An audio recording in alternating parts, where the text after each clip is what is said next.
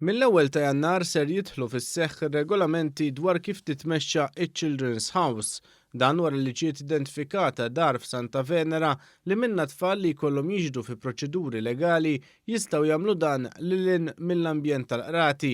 Il-Ministru għall-Familja u l-Ġustizzja Soċjali Michael Falzon stqarr kif dan ser ikun pass li jevita li tfal ikunu traumatizzati minħabba l-irwol li jkollhom fi proċess ġudizzjarju wara li huma stess ikunu vittma jew sofrew minn reat.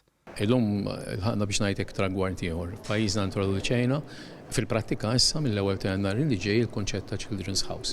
L-interess tiegħu huwa dejjem illi t-tfal nkunu qed ngħiduhom anke f'mumenti diffiċli bħal meta jiġu biex jagħtu x-xhieda tagħhom.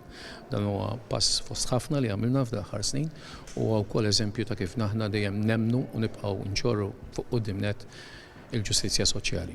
F'konferenza tal-aħbarijiet nataw dettalji dwar kif ser titmexxa Children's House f'pajjiżna dan fi preżentazzjoni mill-avukat Andy Ellul li ħaħsib it-tfassil tar-regolamenti.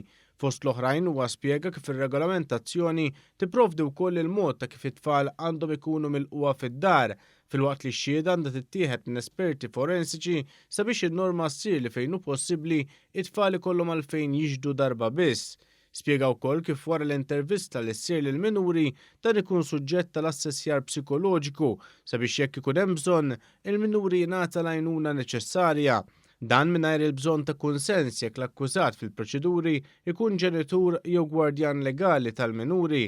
Ser ikunu offruti wkoll servizzi terapeutiċi lil membri tal-familji tat-tfal. Ellul spjega wkoll kif ir-regolamenti jieħdu ħsieb li jippreservaw l-integrità tal-proċess ġudizzjarju. Dan il-modell ħajassigura due process of law għaliex sistema hemm regoli issa ta' kif tinġabar ix-xhieda, kif tiġi miżmuma u kif ukoll kif tiġi distrutta. U allura l-partijiet kollha ħajkollhom assigurazzjoni illi ħajkun hemm proċess ta' fair trial.